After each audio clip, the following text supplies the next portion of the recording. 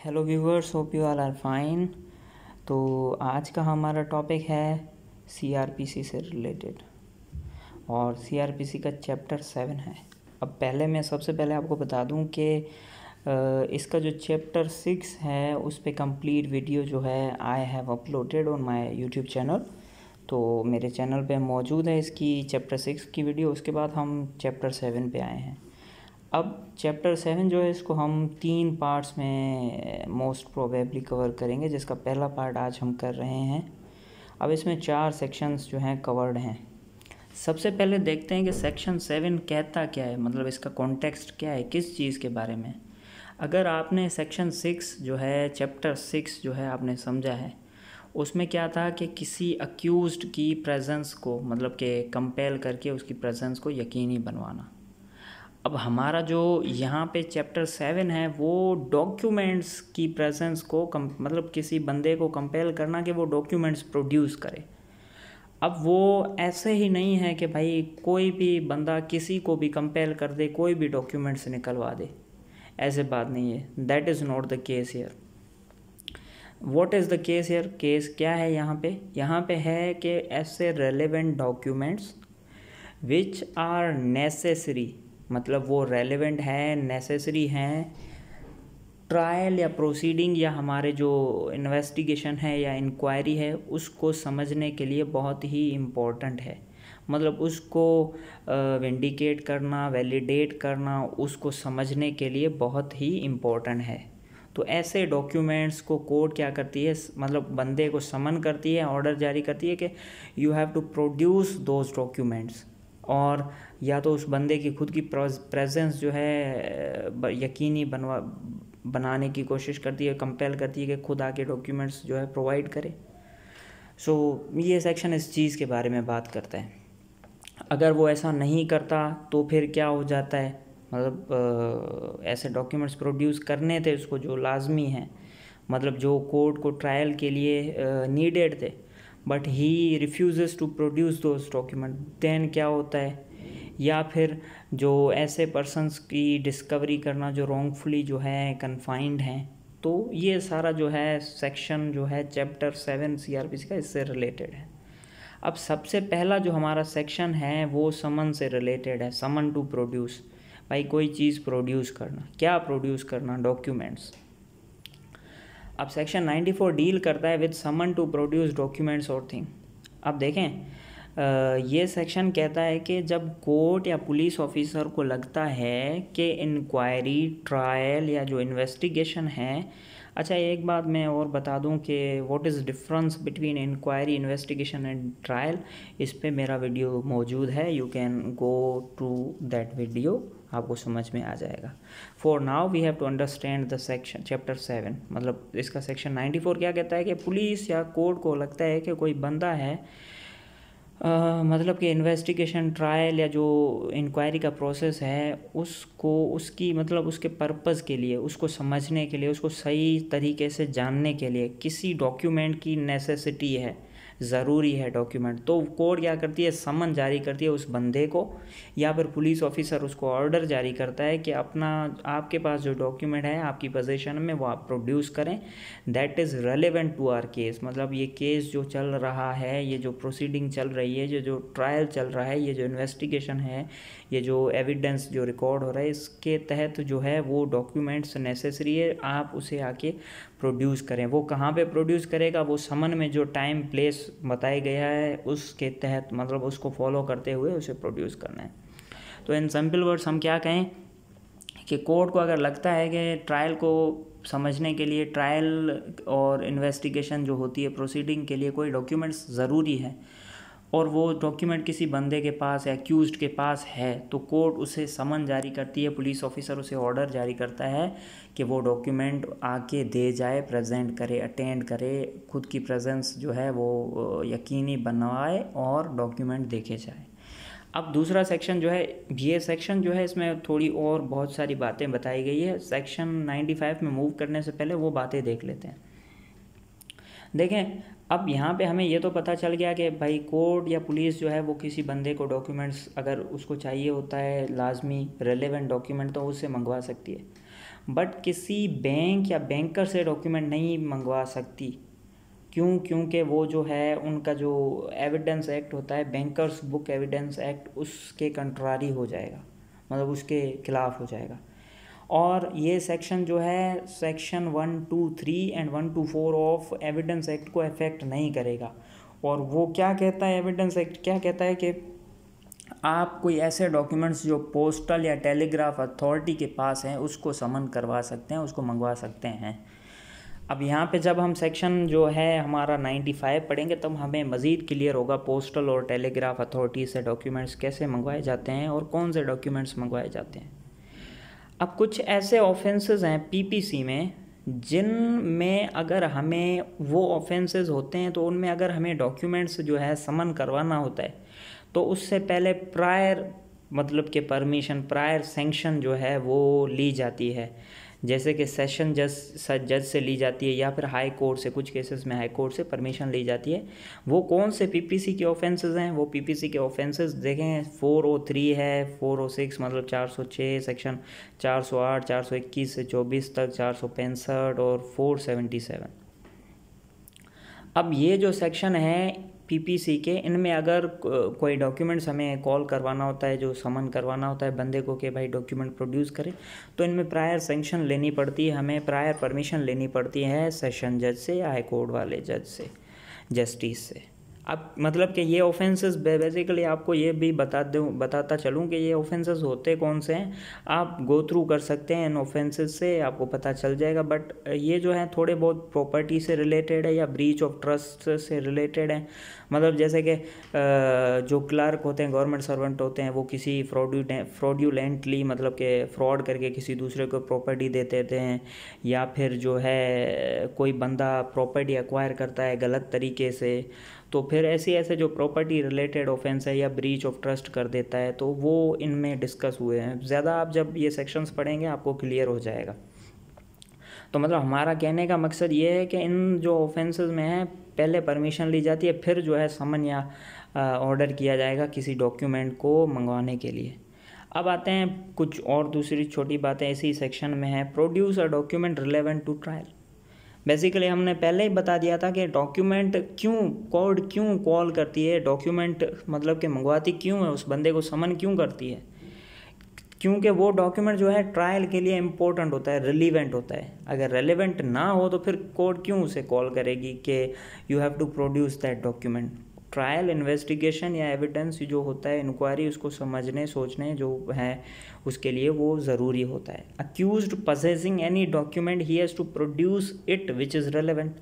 Accused के पास जो डॉक्यूमेंट है जो रिलेवेंट है, जो उसे पजेस कर रहा है, उसको प्रोड्यूस करना आता है। कोड ये कहती है, सेक्शन 94 हमें ये कहता है।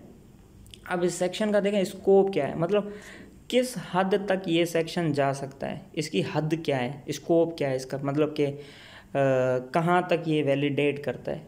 अब अगर ऐसी कोई बात हो जाती है तो क्या होता है। अब देखें एक अक्यूज्ड है, उसको समन किया गया, ये वो समन किस लिए किया गया, क्योंकि उसको कोई डॉक्यूमेंट प्रोड्यूस करना है। क्यों डॉक्यूमेंट प्रोड्यूस करना है?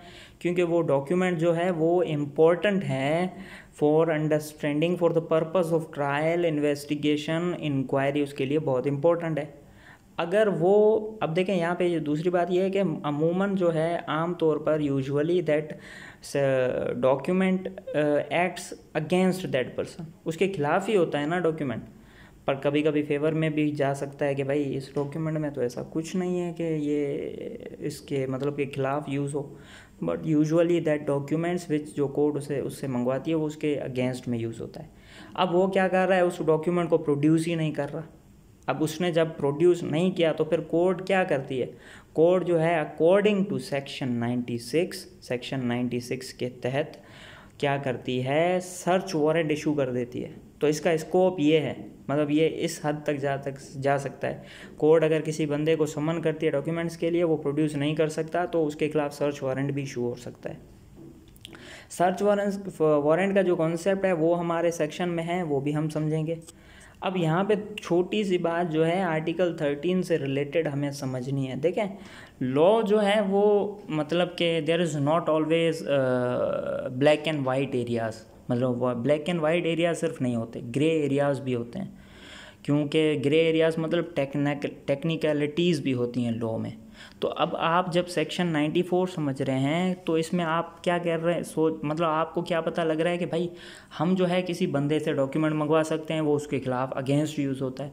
तो इसका मकसद हरगिज़ ये नहीं है कि ये इन्फ्रिंजमेंट ऑफ आर्टिकल 13 हो, जो कॉन्स्टिट्यूशन में हमारा आर्टिकल 13 है, which tells us about double punishment, मतलब जो डबल पनिशमेंट नहीं दी जा सकती, और person can not be compelled to be witnessed against himself, मतलब खुद के खिलाफ जो है उसको विटनेस तौर जो है यूज़ किया जाए, मतलब ये भी नहीं हो सकता। तो एक महज ये बात, सिर्फ ये बात कि एक बंदे से हम डॉक्यूमेंट्स जो है कॉल करवाते हैं, मंगवाते हैं, उसका मकसद ये नहीं है कि उसको उसके ही खिलाफ वो विटनेस तौर उसको मतलब यूज़ किया जाए, कंपेल किया जाए। तो ये बात इसमें बताता है। अब पर्सन, अब देखें एक और बात, एक बात जो है मेरी वीडियोस में मैं बार बार कहता हूँ कि जो लिखा हुआ है वो आपको नज़र आता है, तो इसलिए मैं वो पढ़ता नहीं, अमूमन पढ़ लेता हूँ, बट लिखा हुआ है नज़र आ रहा है तो मैं पढ़ता नहीं हूँ, मैं आपको बता देता हूँ। A person required to attend and produce document, एक ऐसा बंदा है, सेक्शन 95 से पहले जो लिखा हुआ है ये मैं पढ़ रहा हूँ। अच्छा देखें, एक बंदा है, उसको डॉक्यूमेंट प्रोड्यूस करने थे, और that person has needed to attend, मतलब उसको उसकी मौजूदगी लाजमी थी और डॉक्यूमेंट उसको लेके आना था, मतलब मौजूदगी में डॉक्यूमेंट लेके आना था। पर वो बंदा क्या करता है कि वो डॉक्यूमेंट तो प्रोड्यूस करता है जो कोर्ट को चाहिए, जो रेलेवेंट है, बट खुद नहीं आता। तो ये कंसीडर किया जाएगा कि वो बंदा जो है खुद आ गया है, मतलब उसकी जो कंडीशन थी, जो मतलब रिक्वेजिशन थी, जो रिक्वेस्ट या मतलब कि जो दरख्वास्त थी कि भाई तुम्हें जो है डॉक्यूमेंट देना है, वो it would be deemed to complete, मतलब कंप्लाई हो गई है, ऐसा समझा जाएगा। मतलब एक बंदा खुद नहीं आया, आना था उसे, पर वो खुद नहीं आया, उसने डॉक्यूमेंट भेज दिया, तो ये बात भी सही है, मतलब कि उस जो रूल्स है उससे कंप्लाई हो रहे हैं हम, मतलब उसके मतलब कि बिल्कुल उन रूल्स पे उतर रहे हैं। अब आते हैं सेक्शन 95 पे। I hope that section 94 is clear. Simple था, कॉन्सेप्ट जो है सिंपल था, बट हमने बहुत सारी जो है बातें एज अ डीप थोड़ी समझी, ठीक है। अब सेक्शन 95 जो है वो सेक्शन 94 के साथ ही पढ़ना है, क्योंकि सेक्शन 94 में मैंने आपको बात बताई थी कि ये सेक्शन जो है अफेक्ट नहीं करेगा एविडेंस एक्ट 1872 के आर्टिकल्स 123 और 124 को। और वो आर्टिकल्स क्या थे कि हम पोस्टल या टेलीग्राफ अथॉरिटी से कुछ मंगवा सकते हैं, तो ये यही कहता है सेक्शन 95 एक्चुअली स्पीक्स दिस। क्या कहता है? The documents and things can contemplated by section 94 और those which are necessary for trial, मतलब जो सेक्शन 95 में जो डॉक्यूमेंट्स बताए गए थे, या फिर वो डॉक्यूमेंट्स जो ट्रायल, इंक्वायरी, इन्वेस्टिगेशन या किसी और प्रोसीडिंग को समझने के लिए लाजमी हैं, मतलब उनके लिए नेसेसरी हैं, और जो कस्टडी में किसके हैं, पोस्टल या टेलीग्राफ अथॉरिटीज़ के कस्टडी में, they can be in such custody only if they are in existence. अब यहाँ पे बात क्या है कि हम जो डॉक्यूमेंट्स जो हमें पोस्टल या टेलीग्राफ अथॉरिटीज़ से लेने हैं, हम सिर्फ वो डॉक्यूमेंट्स ले सकते हैं जो एग्जिस्टेंस में हैं। अब देखें, ये छोटी सी बात है, टेक्निकल है, जो समझनी है कि ऐसे डॉक्यूमेंट्स जो उनके पास है ही नहीं, जो फ्यूचर में उनके पास आने हैं, we can not summon them to give us those document. मतलब हम ऐसा नहीं कह सकते कि भाई जो आपके पास फ्यूचर में डॉक्यूमेंट्स आएंगे वो हमें आपको देने हैं। जो एग्जिस्टेंस डॉक्यूमेंट हैं वो हम समन कर सकते हैं। डॉक्यूमेंट्स और thing not in existence which are to come in to a custody of authorities in future can not be subject matter of an order. एक ऑर्डर जो हम जारी करते हैं, समन करते हैं, रिक्वेजिशन करते हैं उन्हें कि भाई ये डॉक्यूमेंट्स हमें चाहिए, तो वो उनके पास एग्जिस्टेंस में होने चाहिए, मतलब एग्जिस्टिंग डॉक्यूमेंट्स जो है ऑर्डर के सब्जेक्ट मैटर होते हैं। तो ये बात कहता है सिंपल। वैसे बेसिकली इस सेक्शन का मकसद क्या है कि पोस्टल या टेलीग्राफ अथॉरिटी से डॉक्यूमेंट लेना, पर कौन से डॉक्यूमेंट लेंगे? जो उनके पास मौजूद हैं, एग्जिस्टिंग डॉक्यूमेंट्स हैं। अब सेक्शन 96 है। सेक्शन 96 जो है वो बहुत ही आसान सेक्शन है भाई। सर्च वारंट कब इशू किया जाता है? सर्च वारंट कब इशू किया जाता है, जो आपको पता है, मतलब क्योंकि मैंने पहले ही आपको बता दिया, जब मैंने आपको स्कोप बताया था सेक्शन 94 का, तब आपको समझ में आ गया होगा कि सेक्शन 96 जो है सर्च वारंट कैसे इशू होता है। एक बंदा है, उसको समन किया गया कि आपको डॉक्यूमेंट्स प्रोड्यूस करने हैं जो रेलेवेंट हैं। अब वो बंदा क्या करता है, डॉक्यूमेंट प्रोड्यूस नहीं करता, तो उसके खिलाफ क्या होता है, सर्च वारंट इशू होता है। अब यहाँ पे 3 सिचुएशंस बताई गई हैं, तो हमें पता तो है कि भाई सर्च वारंट इशू कब होता है, जब वो कंप्लाई नहीं कर रहा समन से, समन और उनको इग्नोर कर रहा है, तो सर्च वारंट इशू होता है। 3 जैसे पॉइंट्स हम समझेंगे तो पता लग जाएगा, मतलब कि एक क्लियर डेफिनेशन हमें पता चल जाएगी, कॉन्टेक्स्ट पता चल जाएगा कि सेक्शन 96 कहता क्या है। When a person can not produce और is not likely to produce document, पहली सिचुएशन है जब सर्च वारंट इशू हो सकता है कि एक बंदा है जो डॉक्यूमेंट प्रोड्यूस नहीं कर रहा या प्रोड्यूस नहीं करेगा। कोर्ट को ये लगता है कि भाई ये जो है बंदा प्रोड्यूस नहीं करेगा। Court doesn't know if that person has documents और नॉट, कोर्ट को पता ही नहीं है कि इसके पास डॉक्यूमेंट है कि नहीं, तो मतलब सर्च लाजमी है। या फिर कोर्ट जो है वो समझती है कि भाई जो सर्च है या इंस्पेक्शन है वो नेसेसरी है, सर्च जो है या इंस्पेक्शन है नेसेसरी है। क्यों? क्योंकि ट्रायल या जो इन्वेस्टिगेशन है या जो हमारी इंक्वायरी उसको समझने के लिए वो दैट इज़ नेसेसरी। तो फिर इन 3 सिचुएशंस में कोर्ट क्या करती है, then court issues search warrant, और जिस बंदे को इशू करती है उस बंदे को according to these provisions comply करना है। ये है सिंपल कॉन्सेप्ट। मतलब 3 सिचुएशंस हैं हमारी जिनमें हमें पता लगता है कि सर्च वारंट कैसा इशू होता है। पहली सिचुएशन तो बहुत ही आसान है कि भाई वो प्रोड्यूस ही नहीं करना चाहता या प्रोड्यूस नहीं कर रहा।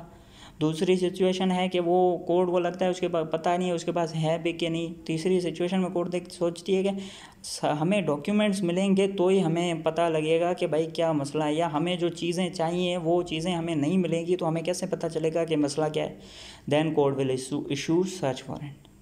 अब देखें यहाँ पे scope of this section applies, ये स्कोप बताता है इस सेक्शन का, applies not only when inquiry is pending but also when an inquiry is about to be made. एक इंक्वायरी पेंडिंग है मतलब होनी है अभी, उसमें तो ये सेक्शन हमें पता लग गया कि होनी है तो सर्च लाजमी होती है। कोर्ट उसे कहती है कि भाई सर्च करो तो हमें आगे इंक्वायरी हो सके। पर एक इंक्वायरी जो अब मतलब कि is about to be made, about to be made मतलब जो अब होगी उसमें भी ये लाजमी है।